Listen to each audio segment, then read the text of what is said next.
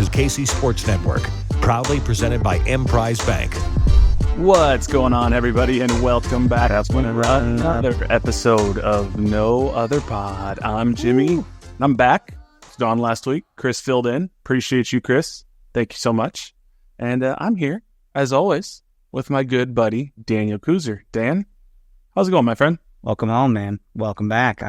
Did you beat up your brother for having his engagement party on a pretty massive, important evening? It was. I told him, I was like, this goes to show you how much I love you, because I am missing probably my only chance to see Lionel Messi play in Kansas City, and the first time that Sporting Kansas City has played a game in Arrowhead since I moved here more than 10 years ago. So. And then I think he felt a little bit bad about it, because he started telling a lot of other people that I was missing the game, and people came up and were asking me about it at the party. They're like, "What, you're missing the Messi game? Are you?" And I was like, "Okay, I don't want that to be the focus of the party."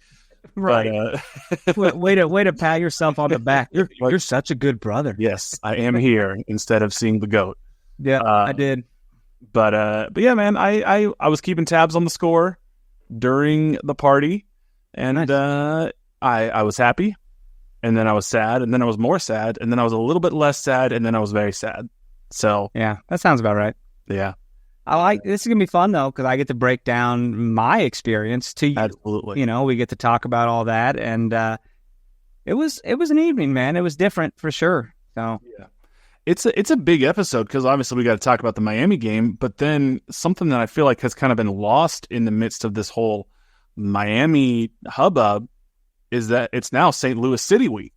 Rivalry week. We got to turn around and unpack from, whatever happened this week with the Miami game, and then turn around and get our shit together for St. Louis. And after our recent run of form at home games, especially because, of course, this Miami game was a home game, Sporting Kansas City now have 1 out of a possible 9 points in their last 3 home games, and this is our last home game for a few weeks. So this suddenly, we'll talk about it more, but it puts the pressure on it even more, I think. I kind of wonder if you even count Arrowhead as a home game, to be honest. It kind of felt a little different in that sense. So let's talk about this, because that was part of my initial complaint with moving the game to Arrowhead in the first place, is you are moving one of your, 34 games in the regular season. So there's 17 home games that you get in the regular season. You're moving one of your 17 home games to, yes, it's still in Kansas City. It's still a home game, quote unquote, but you're moving one of your 17 games away from your locker room, away from the field that you're used to, away from your home environment that you're used to, in the name of money. Let's be honest. They can say it's for the good of the game or whatnot. And sure, there could be byproducts of it that do promote the game in Kansas City, but this was for money. And now you've turned a very valuable home game into a spectacle that's not really about getting 3 points at home anymore. It's about the spectacle.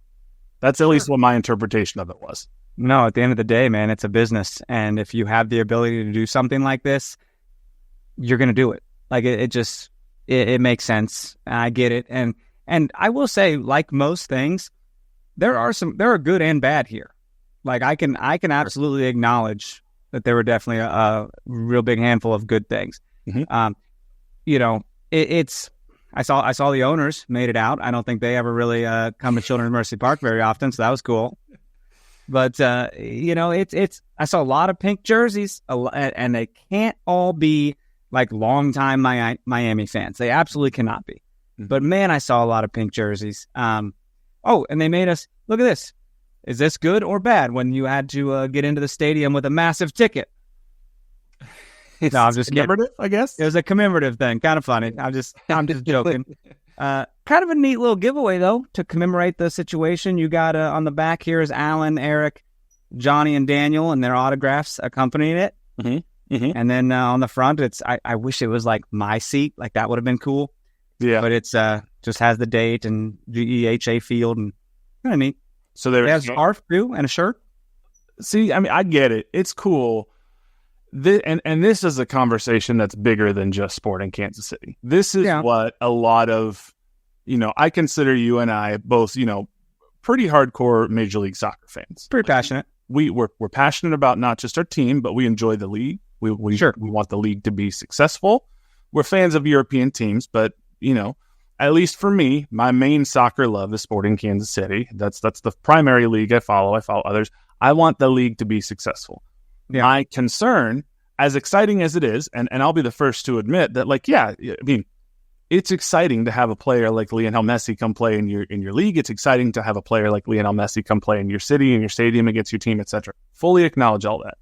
My concern when Lionel Messi joined the league, and especially when Apple's involved in everything, even though there's a lot of positives from the Apple stuff too, is that suddenly a league that was on a slow and steady growth trajectory, doing things relatively well, making mistakes, learning, is now going to be about a player who is bigger than the league by definition.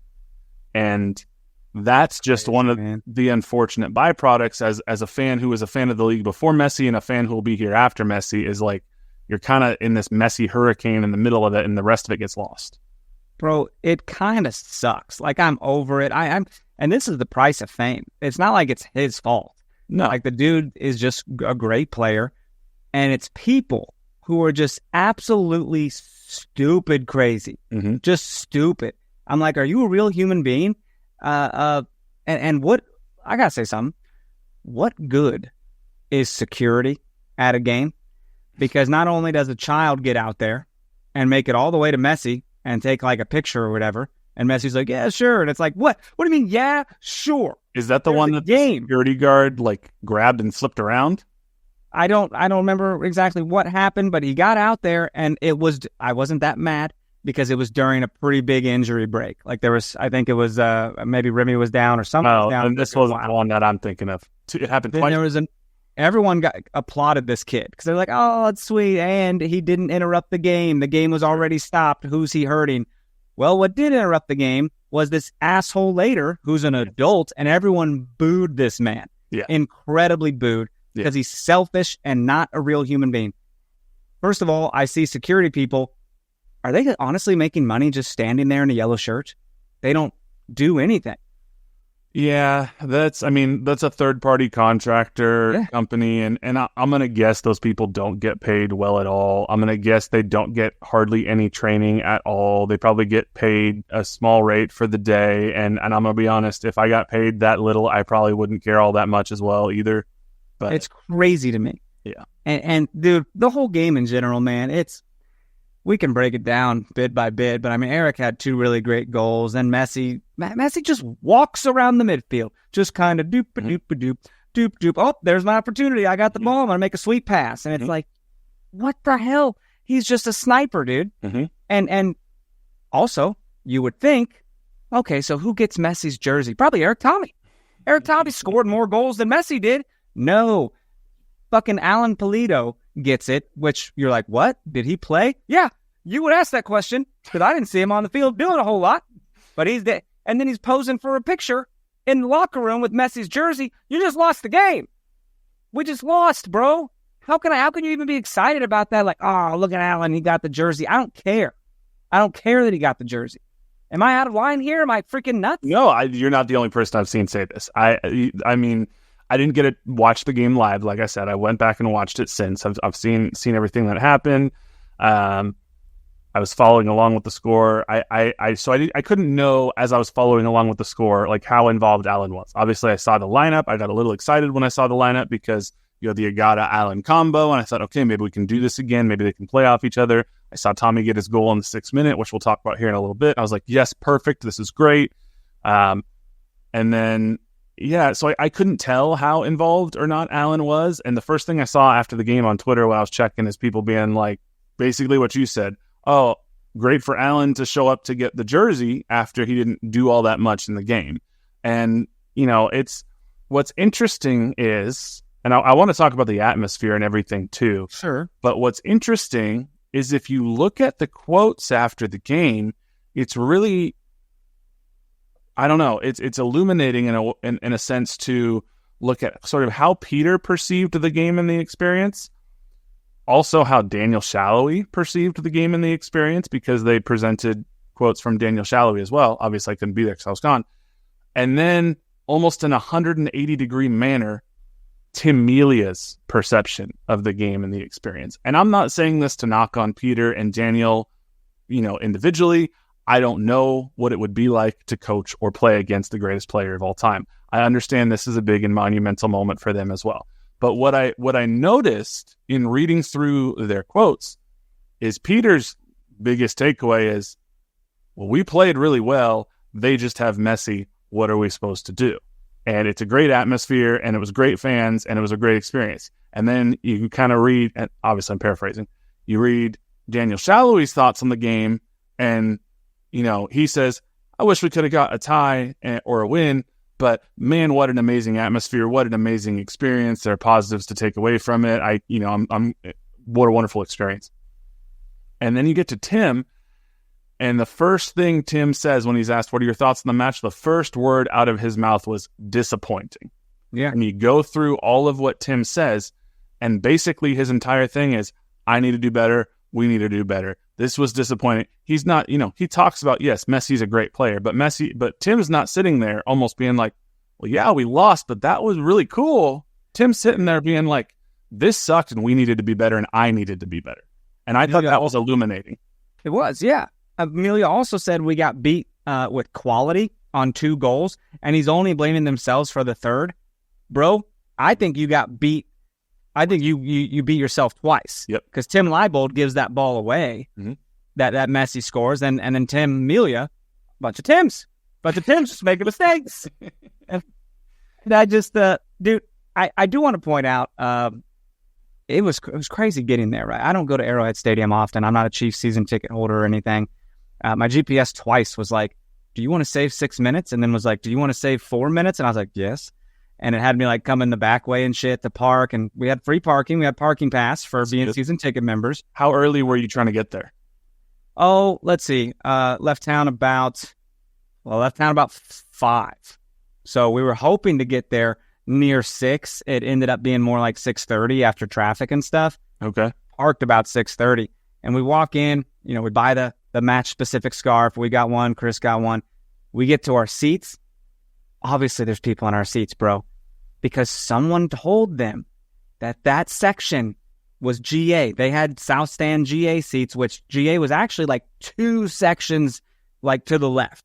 So they were sporting fans. They were sporting fans, and they're like, no, this is GA. And I go, sorry, man. And they start getting mad, and I just go, hey, I get it. I'd be pissed too. You got here, you're now screwed, essentially. And they go up, and they make me go up with them as they're like yelling at this attendant guy who supposedly told them that it was GA. I believe him. I have no reason not to believe him. The guy vehemently denied it. I would deny it too, as mad as these people were. It's like, who are you? I've never seen you before. But you should have owned up to it and been like, if I did say that, I'm very sorry. I misspoke. Right. Anyways, I once they were arguing it out, I was just like, okay, gonna go sit down to our seats. Like, all due respect, I'm sorry this happened to you. Not my problem. Yeah. But dude, those tickets for like a Chiefs game, I can only imagine what those cost. 8 rows from the end zone. Mm-hmm. What do you think those cost? Hundreds of dollars. Has to be hundreds of dollars, right? Yeah, I would assume. Ooh. I mean, last time I went to a Chiefs game, I sat up way up in the upper deck, and it was like $100 a ticket just for that. My God, just to get a nosebleed up there. And that was, I think, the year before Mahomes started. Wow. So it's been a long time. Dude, it was an experience, but at the end of the day, this was a cash grab. Do you think the players get a little kickback on this game? Like, they get a little money from this? No. You don't think they get like any part of the ticket sales? I don't think that's allowed by collective bargaining agreement. Oh, okay, because I think wasn't Angel City doing something like that? Weren't they giving their players like ticket sale commissions and stuff? It could be if that's part of the NWSL, but I mean, MLS roster rules are so weird. I think that's all going straight into that's probably split with the Chiefs or the Hunts. I'm assuming that the Hunt family gets something. Interesting. Maybe Jackson County gets something. I don't know, but it's primarily going to the Sporting KC ownership group. Well, I'm glad this happened early in the season because we forget, you guys, We're recording this on April 15th, tax day for all you slackers. That's right. And it's just you're going, oh shit, you're late right now. You're late. Should have got that extension filed. But this is early in the season, and so this really doesn't matter. It's like, boom, you played in front of 70,000 people, which you may never do that again. Mm-hmm. So, I mean, I look at it like that. I'm just ready to throw it away and just be like, cool, what a different kind of night. It felt like an away game for me, going to like a different stadium than I'm used to. Long-ass walk from the parking lot. You know, it was pretty wild, man, pretty different. Yeah. Well, I want to talk more about what it was like walking in there and the atmosphere and whatnot. But let's go ahead and take a break first. Then we'll come back, talk a little bit more about the experience, and we'll break down the game. We appreciate you supporting KC Sports Network by listening to our podcast. You have helped us become the highest-ranked Chiefs podcast network in 2022 and 2023. And don't forget about our daily Substack newsletter, the best written analysis you can find on the Chiefs straight to your inbox every day. kcsn.substack.com. Woo! Dude, it was a whirlwind of a weekend, man. Yeah. I'm real glad Casey Current kind of cleansed my sports palate after Saturday. Yeah. Getting a point on the road, you know, but Current, man, they're fun. They are fun. They're fun to talk about. I really want Sporting to get back to a consistent way of playing, man. Like I got to sum this up in one statement. Goals are not the problem for us. Remember how we struggled to score in years past? That seems to not be a problem, dude. And that feels really cool. It means Peter can be like, okay, you guys, you got it. Now we just need to shape up this defense here. We need to fix some mistakes. Yeah. I feel like we've been talking about fixing mental mistakes on the defensive side for like 3 years now. Well, it just doesn't keep going. Like, and you know, we'll talk about all the goals and stuff, but I'm like, I don't know. At a certain point, it's a feature, not a bug. It was okay to have Fonte back in there. Fontes made some good challenges and whatnot. So, got to say that wasn't too bad. Even though Volador was probably like, "Ooh, there's a chance I might actually play this game." So I do want to ask. Okay, so you get there about 6:30, and you know we've talked about this. You know, I'm a guy who I always lean on the side of like way early in terms of arriving to things. So when I asked you what time did you leave, and you said 5, and I know that meant from Topeka. Yeah, my blood pressure raised even hearing you say that, because I was like, I'd be getting to the stadium at 5. I had some things to do, man. I couldn't leave earlier than that. Well, I saw some people got there crazy early, and there was tailgating that people were. It looked like a Chiefs game almost, where people were standing or parked in line to get into the parking lot long before it opened. So, really? When you get there, what was the buzz of the atmosphere like? Did you walk around the concourse at all, or did you just kind of like take in sort of the fact that there were 72,000 people there? And did you feel like there was a split between Messi fans, let's be real, it'd be Messi fans, not Miami fans, and DC fans? First of all, yeah, 100%. There was definitely a split, dude. It's like, I don't know if it's quite half and half, but I mean, come on, 70,000 people. I saw friends of mine on Facebook that I had no idea were soccer people, because I don't think they are soccer people, posting about Messi. This became a clout thing, dude. Yeah. This became someone to put on their Instagram story or TikTok to be like, we're here to see the GOAT. It's like, shut the hell up. Have you watched 2 soccer games in your life? Like, you're looking for clout. You're looking to just be a part of a moment. And it's like, okay, you have FOMO and you had to be there, whatever. But I get there, and of course I'm walking around the concourse because I haven't had dinner. And I heard they got a Beyond Burger somewhere. So we went and tracked that down. How much was that? Probably way too much. Buddy, when you're vegan, you just pay. You don't really look at the price tag. You're just like, that's all you got? Okay, give it to me. Yeah. So I'm not sure. But they do put the calories up there by everything too. And I'm like, woo! That probably deters some health nuts from getting stuff. Yeah. Beyond Burger is significantly lower than their super massive barbecue burger or whatever it is. Right. But, dude, we get down to our seats, man, and 8th row never felt so good, dude. I was like, my goodness, it feels so awesome to be here. But yeah, it felt like a big split with fans. It didn't feel like a home game to me. So It is what it is. Which were you behind the goal that Messi scored in, or the one he assisted in? Do you remember? That was in 2 different halves, right? Yeah. So, and the second half was the one he scored? Yes. That goal. You were there? Okay. So we saw his goal. And dude, everyone just stands the hell up every time he even gets the ball. Like, freaking football Jesus, dude. Oh, he's here. The second coming. Oh, my pants. Like, it's ridiculous, man. I don't really understand it. I'm like, am I in awe of this man because I'm supposed to be? Because everyone else is? I mean, I just want to beat him, dude. I just want to win. Sure. I do. I mean, I get it. I'd be lying if I didn't say that I was sad that I wasn't going to get to see Lionel Messi play. You got a little FOMO? So, like, I totally get it. I wish I could have been at this game. It was an experience. As much as I think that it would, from a soccer standpoint, it would have been better to have it at Children's Mercy Park. I get it. I wish I could have been there. So I'm not going to, wag my finger at people for being like, I want to be there. But it was interesting because we asked on Twitter earlier today, like, hey, just tell us what your experience was like. Because I was curious. I knew that, some people were going to say it was great and some people probably were going to have other opinions.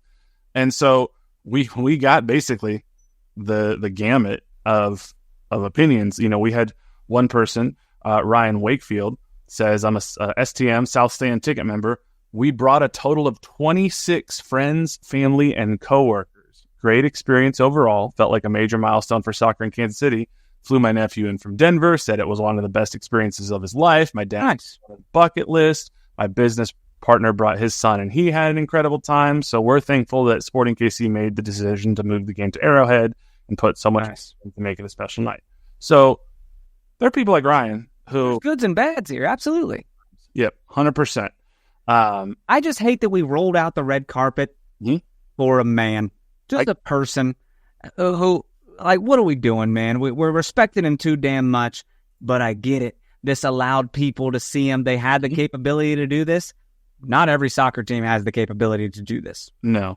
We did get a hilarious video from Lot Pop Inc. on Twitter. They look like... You got video? It's a business account of some sort. But they tweeted us. They said, this was great watching him walk around while we scored. And it's a video. They must have had like first row seats or whoever took this video. And Messi's just chilling, like walking around, apparently right after we scored.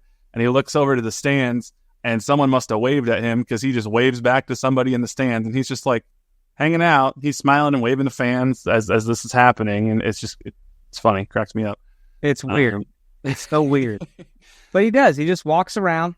Just walks around. Hey, how you doing? Yeah. Kissing babies, shaking hands. Someone else said parking was awful. Traffic was dumb. Parking was awful. Traffic was dumb. Kate Brummel, one of our regular listeners, this was an interesting take on it because she didn't mention Messi really in her. She goes, it was a fun night. Spent a lot of time at the fan tailgate in Lot M, and my daughter got autographs from Memo and Denbe and Afrifa, and she collected all the giveaways they had to offer. Environment inside was great. Fans from both sides were excited, and it just felt special.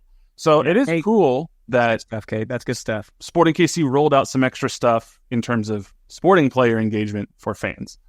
And then, I'm not going to read all these. A lot of people are saying, memory I'll never forget, made possible by the change in venue. I get it. Zachary Lawfrey, I did not like it. Parking was awful. Traffic was stupid. When not in the stands, it felt like an uninviting concrete box. Gave me grave concerns for the World Cup games.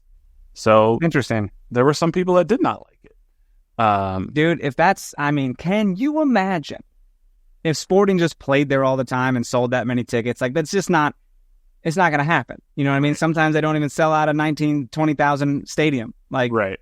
It was crazy. And boy, was it loud. Eric Tommy got some loud applause too, man. Yeah. Tommy was getting a ton of applause. We had other people, Rich said, he had a great experience with his nephew, sat up in the 300s. It was a very pro Messi crowd around me. Lots of casuals not cheering. And I felt like an away fan.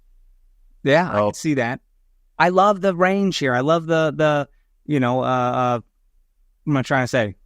The spectrum of emotions here. There's a huge, huge variety of people that came. Now, one thing that is interesting is, they made a pretty, big effort, it would sound like, to not allow Messi gear or non-SKC gear into the supporter section.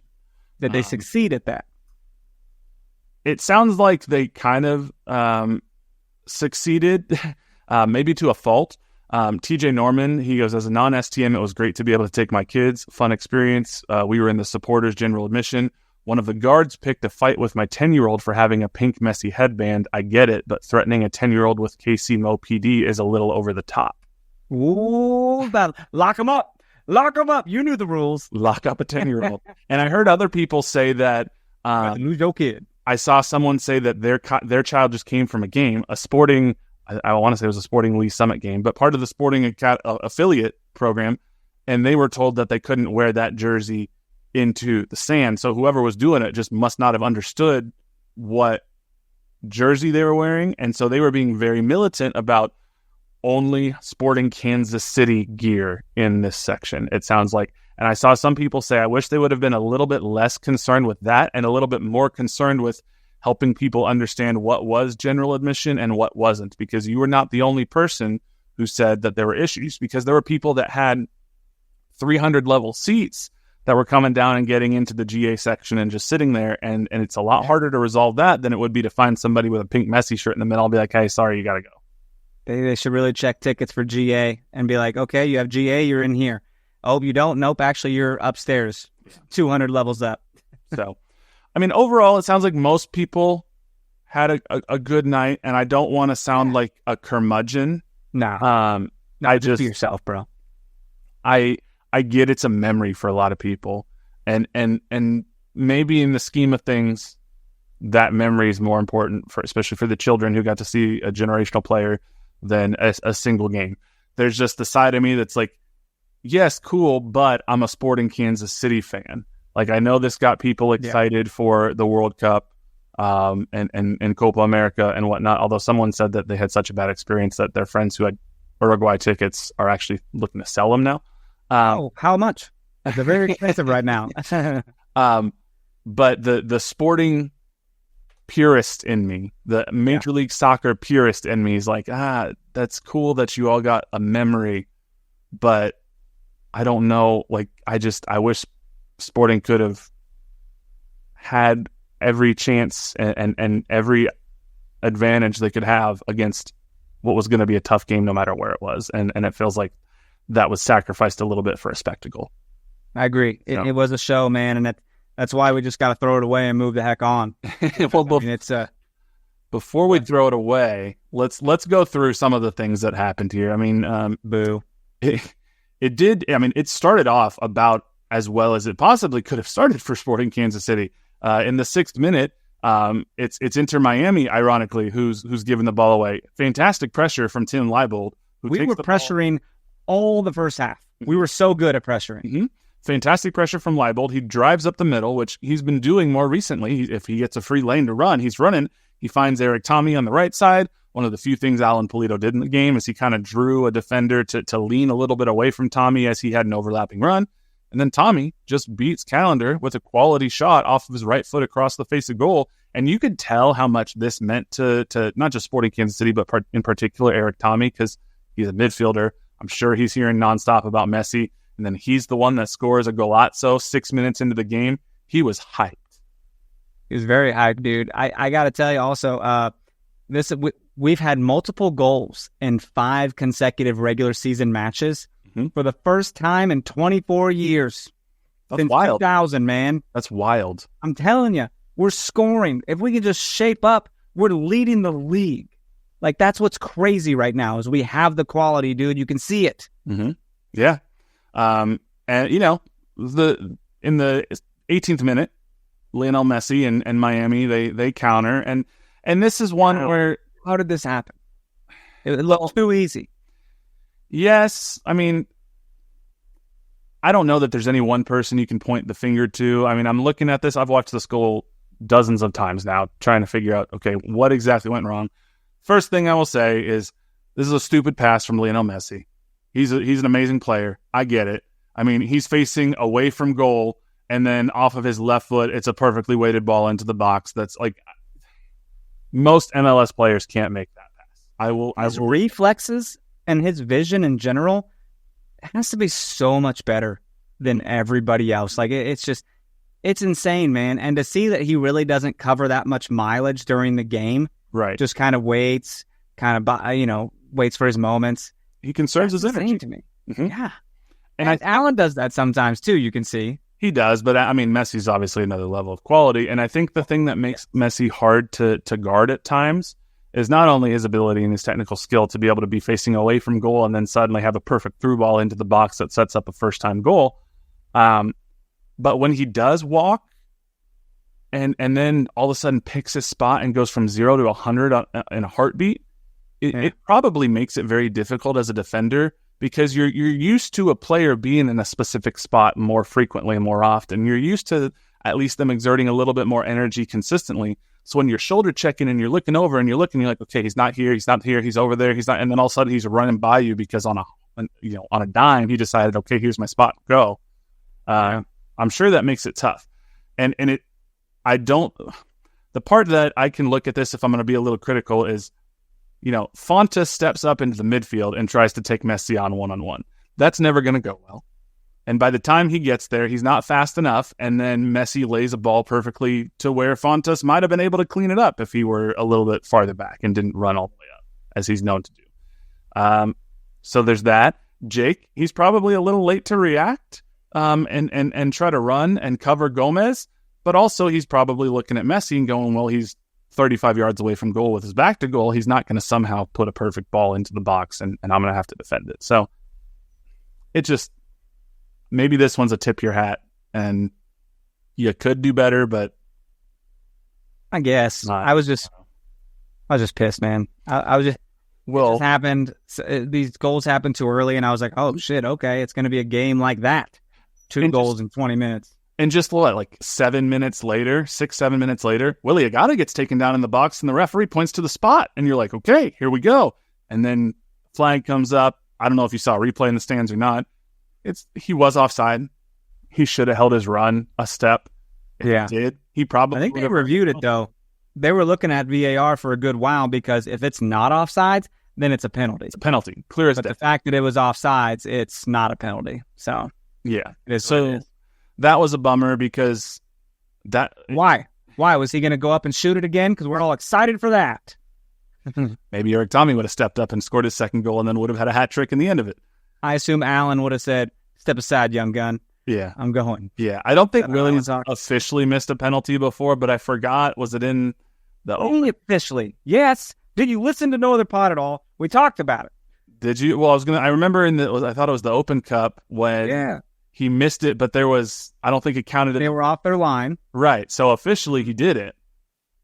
Officially, he freaking did, and then did flips later. And then he backflipped on a USL team. Backflipped on a USL team when you're in extra time, and then lost. Yeah. So, but I mean, the penalty would have been nice. Once I realized that Remy Voltaire went down right before the half and had to be subbed out for Felipe Hernandez, I got a little nervous. I'm not going to lie. Yeah, it's sad. Remy changes this team's structure. Mm-hmm. Like their DNA. I mean, Remy's something, man. He can score, he can pass, he can defend. It's just, when Felipe came in, I was like, all right, man, here's your moment, little guy. I mean, but you know what I mean? Like, he's a young dude, and it's like, this is the grandest stage of soccer, if you think about it. 70,000 people, 72. Playing against Who Messi. plays in front of that many people? Yeah. It's wild, man. I mean, the Chiefs every Sunday, I guess, but as far as soccer goes in the U.S., not many people do that. No, that's tough. I got concerned because, like you said, Remy's a much more complete and a higher quality player than Felipe Hernandez, and that's not anything against Felipe Hernandez per se. It's just Remy's a very good player. Then I got nervous, and I think I'm not going to say that if Remy's on the field that the second and third goals, second in particular, doesn't happen, but he might have that experience to go, I can't leave Messi wide the hell open just outside the box. Somebody has to keep an eye on him and close down, because exactly what happened was ball's a little bit loose in the box. Tim Leibold can't clear it. He gives it away to Sergio Busquets. The ball falls to Messi, and it's just kind of just takes it. There's a circle of Sporting players all around him. Nobody steps up. Taylor Twellman actually pointed this out. When Leibold lost the ball, there was zero reaction from the defensive line. Rosero didn't get everybody up. Fontas didn't get they just kind of stood there. They didn't move the line up. They didn't close down space. They all stood near the top of the box. Messi looks up, goes, okay, I guess I'll fire it from here. And it knuckles past him, and now it's 2-1. Bad deal, man. I think they're saying Remy probably has like an ankle sprain as well, which if you know ankle sprains, they are fickle. And who knows when we'll see him again. So that's a huge blow, man. It's and you would think, Memo Rodriguez would probably go in there to replace, but he's hurt. It's could be we continue to see Alan Polito in the midfield, and then once Johnny or Kyrie, are more capable on the right wing, then Eric Tommy drops back into the midfield, and then you almost have dual 10s. Dude, we have... Where do you go sign another midfielder? I was just going to say, we have a DP spot open. You could really do something here, especially if Remy's injury is not great. Right. I'm not worried. Especially after this game. You know what I mean? Like, I'm fine. I am mad at the result. I'm like, cool, glad we came out here and did this. Hope everyone had a good time. So, but at the end of at the end of everything, it's like, okay, let's move on. Let's move forward. Yeah. Well, before we move on, just to round out the game, set piece, 58th minute, got us a little excited again. And quite honestly, I would have been happy if we ended this game with a point. Again, just an absolute wonder goal from Eric Tommy. First time off of his right foot, bounces off the post, beats Calendar. I mean, he's the reason we were in this game. Hands down, Eric Tommy. Eric Tommy was so good. Let's go ahead and make Eric Tommy our Holiday Distillery toast of the match. You got team of the match. Today. I got my coffee here. Look at this. Just 2 guys with our 5 Farms Irish cream. 2 guys with the 5 Farms shooting our archer bows. And so Holiday Distillery, player of the match, toast of the match, Eric Tommy. Who doesn't get Messi's jersey for some reason. I don't understand. I think Messi should be toast of the match because if anyone watched SportsCenter the day after, okay, I'm always watching it during my workout, and I'm like, oh, cool, look, we're on SportsCenter. They never show soccer on here. Well, what do they show? All 3 of Miami's goals and none of ours. 0. They're just like all of a sudden Sporting has 2 goals, and we're like, how did we get there? We don't know. Man because it don't matter. Who scored 2 fantastic goals, made team of the match today. He's up for goal of the week. Yes, he is. Give us some respect. When we organized the motherfucker, we had people coming. We made this happen. We put on the show so you could attend. All right? We let you guys in the house. Yes. So you don't want to get a little fucking ESPN respect, man. Eric Tommy, toast of the match, baby. Toast of the match. I love Eric Tommy. Look, if you were Eric Tommy, would you rather get Lionel Messi's jersey or would you rather be the Holiday Distillery toast of the match? Oh, Holiday Distillery, of course. Of course, absolutely. Actually, I'd rather win the freaking game. When you score a goal like that, it just blasts up in the air. I haven't seen a goal like that since Johan Quazé in that one match. You remember that one? FC Dallas, U.S. Open Cup.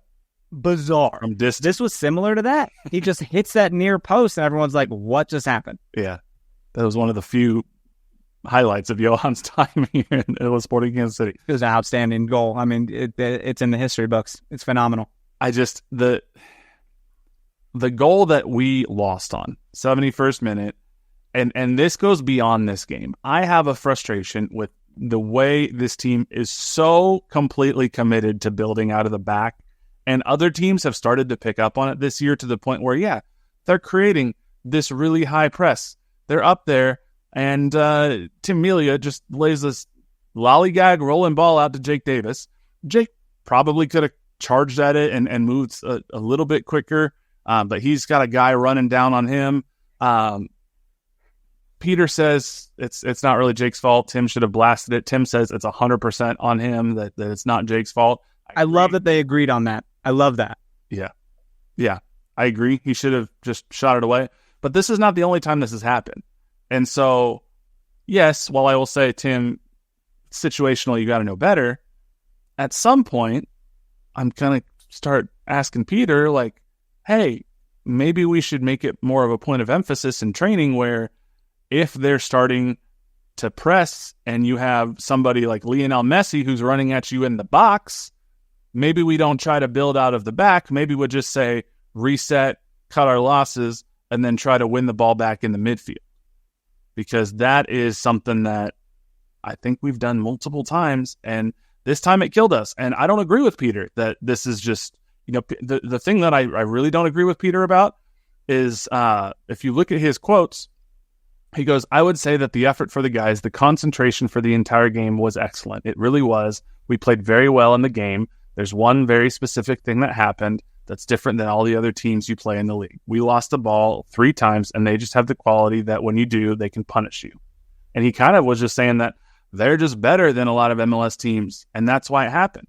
Well, any MLS team could have done what Miami did on this third goal. Luis Suarez was wide open 3 feet in front of the net. I could have tapped that ball in. The Tim Leibold giveaway was just a bad giveaway.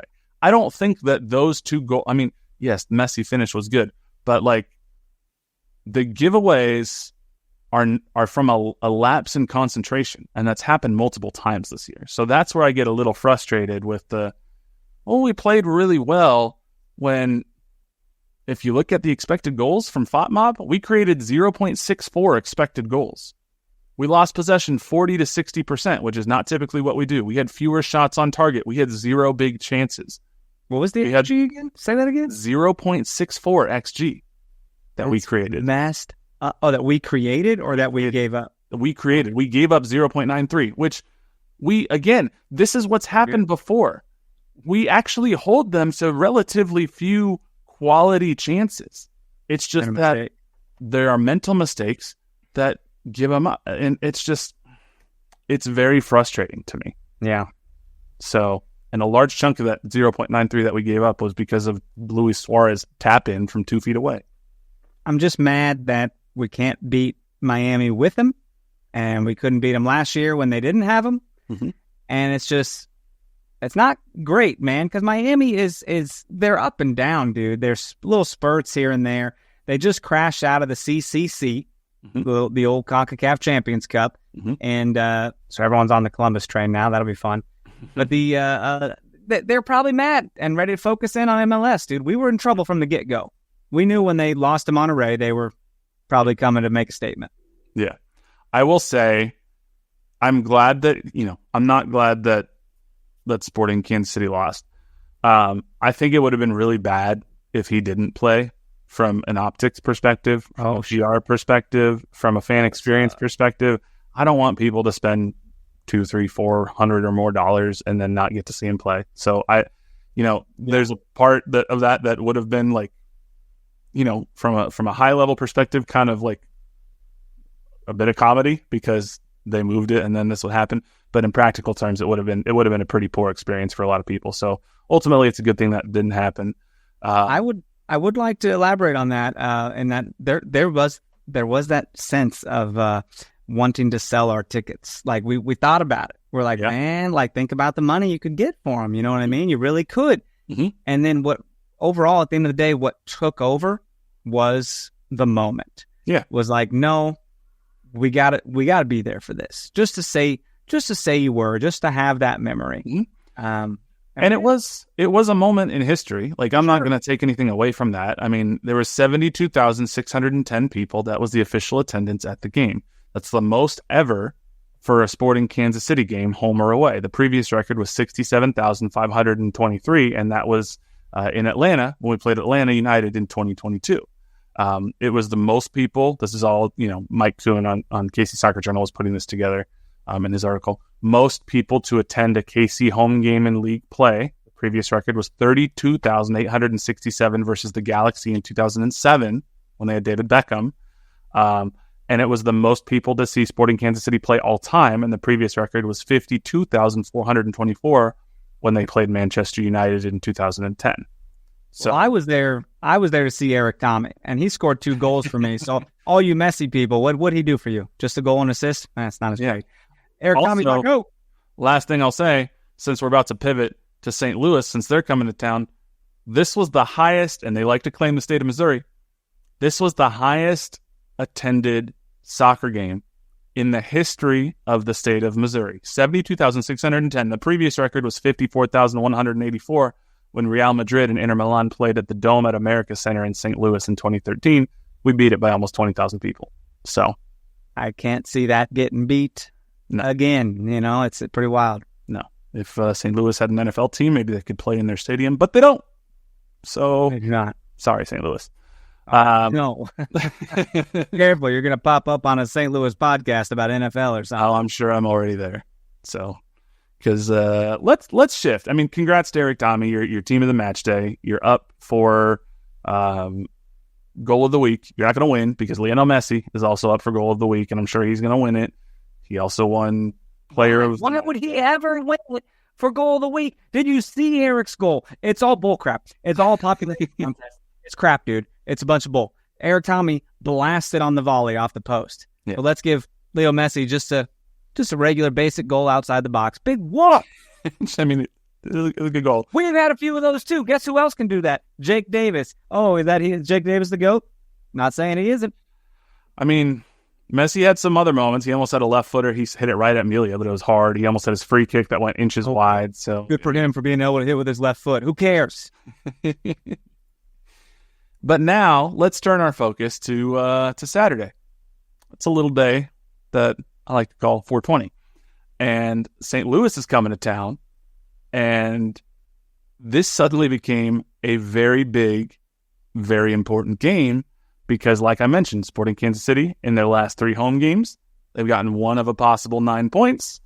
They have given up leads in all of those 3 home games, and 2 of them they lost, and 1 of them they drew.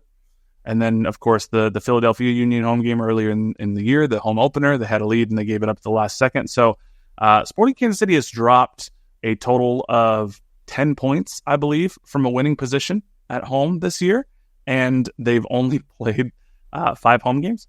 So that's not good. Now St. Louis comes to town. They just beat Austin last week, 1-0 at home.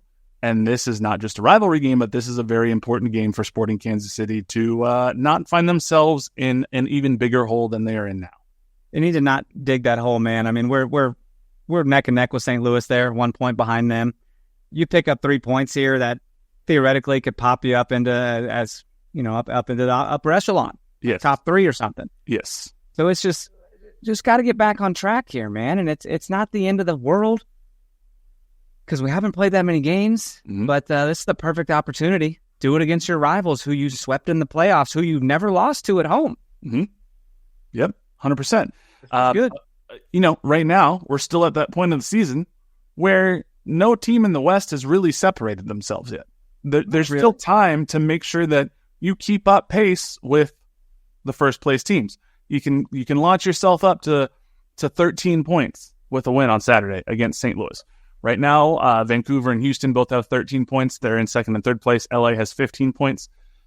You win on Saturday, depending on the results. Yeah, you're probably in that 4th, 5th place conversation, depending on how things go.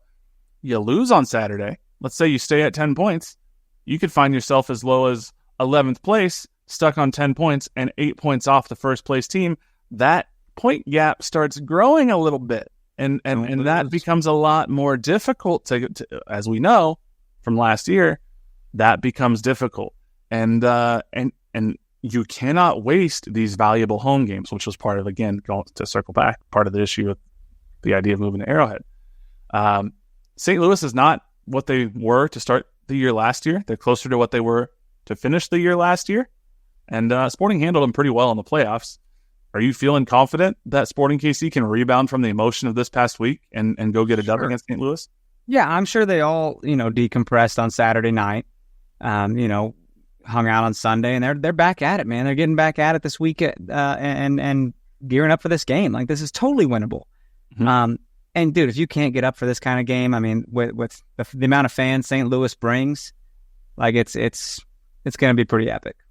It's going to be a great atmosphere. It is a little bit of a bummer that it overlaps with the KC Current game. So there are going to be Kansas City soccer fans that are going to have to, figure out where they're going. I think do both. Could do both. You could do half of one and then hit the other. Yeah, I think both games will be sold out because the Current, it's their first time against Bay FC, I think, right? Yeah. And then obviously St. Louis. So both games are going to be sold out. There are going to be some people. Are you trying to do both? Are you going to start at one and head to the other? Listen, I got tickets for both, so I may give that a shot. Man, there you go. Okay. How would I? Why not try to go to a partial game and a full game instead of just one game? Like, why not do 1.5 games? What time does the Current kick off? I forget. 6:30. 6:30. Ooh, okay. So 6:30 set. So you'd probably be a little late to the sporting game, but you see most of it. Maybe a little late, but not much. And I think that I'll probably be kicking out some St. Louis fans out of my seat. Could be. Probably. That'll be fun. Possible. You'll have to document that for the pod next week. Let me just, before anyone wants to get mad at that, it's like, no, I have reserved seats, okay? So it's not like I'm going in there being like, get off my lawn, you know? Yeah. You got called out last year for something like that I said, and I'm like, no, you don't get it. I paid for those. Fine. Yes, you have reserved seats. That's how we live in a society. Yeah, grow up, bro. St. Louis has not won a game on the road this year. They are 0-1-2, so they've drawn one, have not won. They've lost twice. They are perfectly adequate as a team. They are not great. They are not bad. They are just okay. Last week against against Austin, they played the game that they try to play, and they did it last year. They lose the possession battle. They try to go on the counter. They had 11 shots to Austin's 2, 4 on goal to Austin's 0. Now, Austin's not a great team. They're in 11th place, so take this all with a grain of salt. And they created 1.6 XG to Austin's 0.3, according to MLSsoccer.com, ultimately winning 1-0 at home. This is a beatable team. Joao Klaus scored their goal. I mean, some of these names you'll remember from last year. Klaus, Vasilev, Durkin, Tim Parker still there, Ostrak in the midfield, and then obviously Roman Berkey's a very capable goalkeeper. But Sporting Kansas City can score. I'm not worried about scoring goals against St. Louis. I think we'll be able to put a couple of goals or more. It's just a question of, can the defense rebound? I mean, it's got to be 4 goals or more, because 3 this doesn't get it. Apparently 3 is not good enough to get a home victory for Sporting Kansas City. No, it sure isn't. I'd be down with 4. Let's get that going. Yeah, I think this could be another high scoring game. I think this will be an emotional game. I think this will be. There's a high probability that a red card could be given in this type of game. There will be yellows. We obviously don't know the referee assignments yet, but I think if the referee's doing their job, they will call this game pretty tight. I think there will be yellows given early. I think there will be few warnings given if the referee is doing their job well, because they don't want to lose control of a game like this. And this is an important game. As much as we're sitting here saying that Sporting Kansas City need to win this game to sort of stay in the hunt for one of those upper half playoff spots in the West, St. Louis is saying the same thing. And this is the first time we've played St. Louis since we embarrassed them in the playoffs. So they're going to have some revenge on their mind as well. Revenge on the mind. 100%, man. There's some storylines here around that. You got to think they're going to be ready to go, but so will St. Louis. Yeah. So I'm excited, man. That's always a good one. People show up for this game. It's not hard to get excited for a game like that. No, not at all. It's going to be fun. I'm looking forward to it. I'd like to say I think Sporting Kansas City are going to come out with the victory, but who knows? It's Major League Soccer. It's weird. But I will say this is the most important home game they've played in terms of needing to get a win, not just a result, but a win. This is the most important one they've played so far, because this could be a not just in terms of like you've dug yourself into a hole, but in terms of the discourse around the team. Yeah, and I don't want to ever I don't like calling games a must-win unless it's like, yeah, we need points or we're out, But if you were to say this is a must-win, it's in the sense of get some confidence back. Mm-hmm. Like, because if you don't win, man, it's just going to get worse. Like, you're really giving up points at home. But it's a must-win as far as getting back to fine form. Well, and we saw how the discourse deteriorated, and at a certain point it was understandable around this team, amongst especially the most passionate of fans last year when things got real bad, and there's already some frustrations with giving up leads at home, and some decisions and so managerial decisions, that is. I don't want to see that continue. I'd like to see a positive week for Sporting Kansas City Soccer. Same. Home game. So absolutely.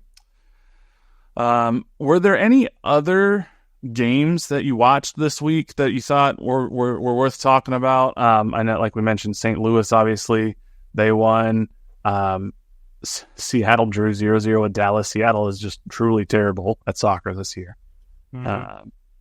But I don't know. I mean, you mentioned Miami getting knocked out from Monterey. New England got, absolutely destroyed by America. So Columbus is the only MLS team left in the Champions Cup. But I don't know. Is there anything else that got to you? I didn't honestly get the Saturday was a very busy day for me. Yeah. And Sunday even more so. So no, I didn't get to watch a whole lot. But looking at the scores, Portland's just getting draws after draws, man. They're trying to work their way back to form. So that's kind of interesting. Other than that, I mean, what do you got? Columbus drawing with Salt Lake. Columbus is supposed to be a powerhouse, ain't they? Yeah. But I mean, they had the Champions Cup with Tigres that they were coming off. So true. It could be that.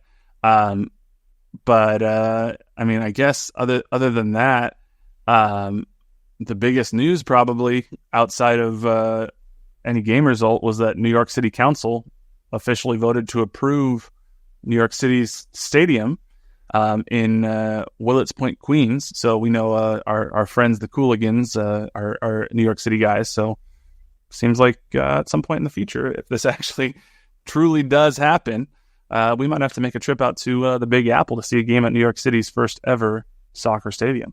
100%. I saw a game at Yankee Stadium, and it was fine. It was Yankee Stadium, but this will be great to have a reason to go out there again. And I really want to start making like regular trips to New York, man. I'm kind of a Broadway dork as well. I get into the Tonys every year. Yeah, I think it'd be cool to like go out there and just spend a week seeing shows.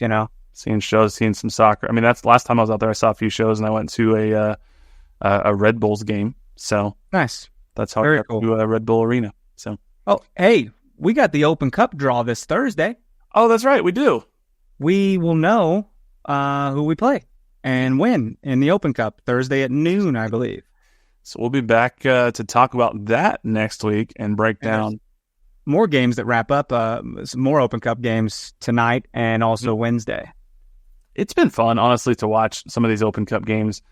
Just seeing teams that you don't typically get to see, reading names that are hilarious. The Lubbock Matadors.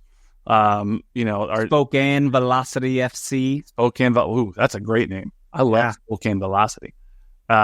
Monterey Bay versus Irvine Zeta FC. I mean, they're and it's great that you get to watch these. They're streaming usually, so that's fun. But I love it. I love it. U.S. Open Cup's great. I'm glad we get to be a part of it. So see what happens on Thursday. Absolutely. Guess what? I bet I could guess. I bet we're going to Minnesota or Houston. It's probably Houston. History has anything to do with it. Omaha is still in it, so true. Omaha could be a contender as well. So if we ever played there, man, I'd take a look at a little road trip there. That'd be fun. Yeah, absolutely. Hell yeah. So, well, thank you all so much for listening. It's a bummer that we're not sitting here talking about a victory pod after beating Lionel Messi. But, for those of you who had a good time and made a memory, I'm glad that you did. I'm happy it was a good experience for those of you it was a great experience for. And hopefully Sporting Kansas City can get back on track this week against a big-time rival, St. Louis City SC. But make sure you follow us on Twitter and Instagram, at NoOtherPod, at Dan Kooser, at JCMac03. Shoot us an email, nootherpod@gmail.com. Check us out on YouTube, KCSN Soccer, or on the Kansas City Sports Network app. And make sure you leave us a 5-star rating and review. We'll go ahead and read it on here. It helps us get found by more people. But until next time, he's Dan. I'm Jimmy. We'll catch y'all later. See ya. And Eric Tommy is my GOAT.